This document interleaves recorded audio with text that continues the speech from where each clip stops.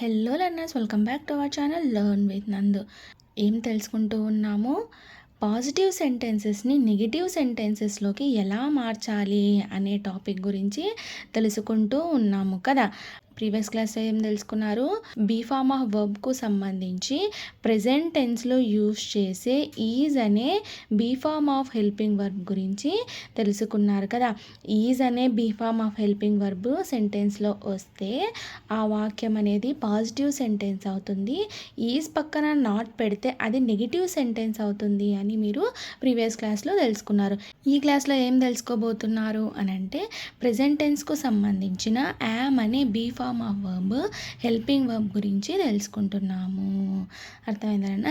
Yam అనేది సెంటెన్స్లో వస్తే ఆ సెంటెన్స్ అనేది పాజిటివ్ సెంటెన్స్ అన్నట్టు.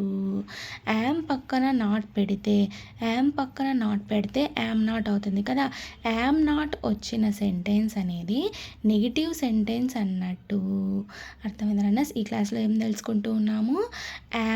Am not. యామ్ అని వాక్యంలో వచ్చినప్పుడు ఆ వాక్యం అనేది పాజిటివ్ సెంటెన్స్ అవుతుంది. యామ్ నాట్ అనే వచ్చిన వాక్యము, యామ్ నాట్ అని హెల్పింగ్ వర్బ్ వచ్చిన వాక్యము సెంటెన్స్లో యామ్ నాట్ అని వస్తే ఆ సెంటెన్స్ అనేది నెగిటివ్ సెంటెన్స్ అవుతుంది అని తెలుసుకుంటూ ఉన్నాము. అర్థమైందన్న? ఇప్పుడు కొన్ని ఎగ్జాంపుల్స్ చూద్దాం. I am mister Ramu.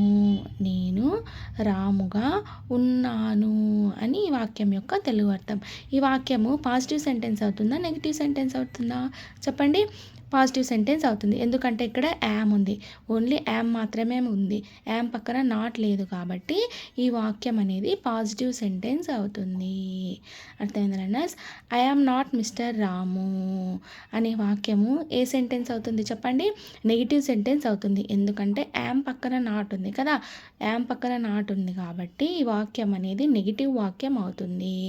I am not mister రాము అనే వాక్యానికి తెలుగు అర్థము నేను రాముని కాదు అని వాక్యం యొక్క తెలుగు అర్థము. యామ్ పక్కన నాట్ ఉంది కాబట్టి నాట్ అనేది మనకు నెగిటివ్ని తెలుపుతుంది కాబట్టి ఈ వాక్యం అంతా నెగిటివ్ సెంటెన్స్ అవుతుంది. అర్థమైందన్న? ఐ యామ్ ఇన్ లండన్ అనే వాక్యానికి తెలుగు అర్థం నేను లండన్లో ఉన్నాను అని ఈ వాక్యం యొక్క తెలుగు అర్థము. ఇది ఏ సెంటెన్స్ అవుతుంది చెప్పండి? పాజిటివ్ అవుతుందా, నెగిటివ్ అవుతుందా అని అంటే పాజిటివ్ సెంటెన్స్ అవుతుంది. ఎందుకంటే యామ్ పక్కన నాట్ లేదు కదా. సో ఓన్లీ యామ్ అని బీ ఫార్మ్ ఆఫ్ వర్బ్ వచ్చింది కాబట్టి ఈ సెంటెన్స్ అనేది పాజిటివ్ సెంటెన్స్ అవుతుంది. I am not in London అనే వాక్యానికి తెలుగు అర్థం నేను లండన్లో లేను అని ఈ వాక్యం యొక్క తెలుగు అర్థము. నాట్ వచ్చింది కాబట్టి ఈ సెంటెన్స్ నెగిటివ్ సెంటెన్స్ అవుతుంది. అర్థమైందన్న? I am learning spoken English. నేను స్పోకెన్ ఇంగ్లీష్ నేర్చుకుంటూ ఉన్నాను అని ఈ వాక్యం యొక్క తెలుగు అర్థము. ఈ వాక్యం కూడా ఏం వాక్యం అవుతుంది చెప్పండి?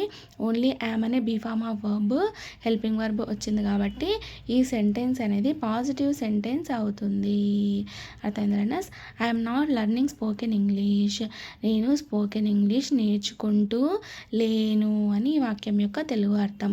నాట్ వచ్చింది కాబట్టి ఈ సెంటెన్స్ అనేది నెగిటివ్ సెంటెన్స్ అని అర్థము. ఈ వాక్యము నెగిటివ్ సెంటెన్స్. అర్థమైందన్న? I am going to Singapore. నేను సింగపూర్కి వెళ్తూ ఉన్నాను అని ఈ వాక్యం యొక్క తెలుగు అర్థం. ఈ సెంటెన్స్ అనేది ఏ సెంటెన్స్ అవుతుంది? పాజిటివ్ అవుతుందా, నెగిటివ్ అవుతుందా అంటే ఏం చెప్తారు? పాజిటివ్ సెంటెన్స్ అవుతుంది. ఎలా చెప్పండి?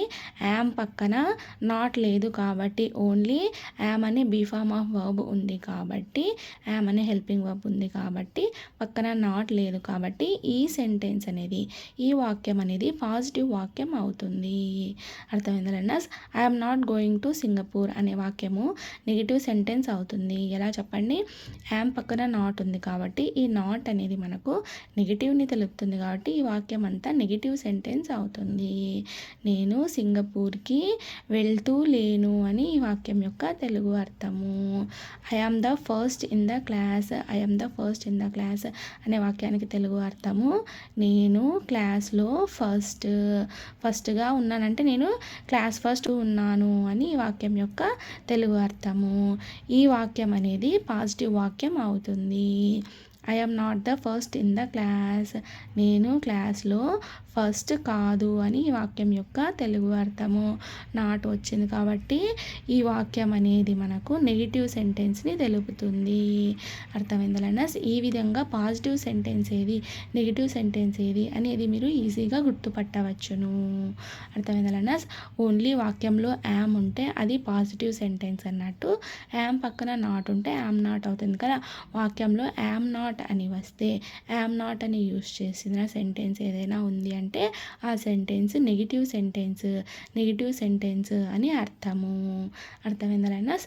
ఈ విధంగా సెంటెన్సెస్ని, పాజిటివ్ సెంటెన్సెస్ని నెగిటివ్ సెంటెన్సెస్లోకి మార్చవచ్చును బై యూజింగ్ నాట్ అనే వర్డ్. యామ్ పక్కన నాట్ పెడితే యామ్ నాట్ అవుతుంది కదా, నేను కాదు అని అర్థమైతే వస్తుంది. యామ్కు మీనింగ్ ఏమవుతుంది, ఉన్నాను అని అర్థమైతే వస్తుంది. యామ్ నాట్కు మీనింగ్ ఏమొస్తుంది, నేను కాదు అన్న అర్థం. ఈ యామ్ అనే హెల్పింగ్ వర్బ్ ఎప్పుడు యూస్ చేస్తాము, సబ్జెక్ట్ అనేది ఓన్లీ ఐగా వచ్చినప్పుడు మాత్రమే ఈ యామ్ అనే బీ ఫార్మ్ ఆఫ్ వర్బ్ని యూస్ చేస్తారు కదా. ఐ యామ్ అంటే నేను ఉన్నాను అని అర్థం, ఐ యామ్ నాట్ అంటే నేను కాదు అని అర్థం అయితే వస్తుంది. అర్థమైందా లర్నర్స్? ఈ విధంగా పాజిటివ్ సెంటెన్సెస్ని నెగిటివ్ సెంటెన్సెస్గా ఈజీగా మార్చవచ్చును. అర్థమైందా లర్నర్స్? బీ ఫామ్ పక్కన, హెల్పింగ్ వర్బ్ పక్కన నాట్ పెడితే అది నెగిటివ్ సెంటెన్స్ అవుతుంది. అర్థమైందా లర్నర్స్?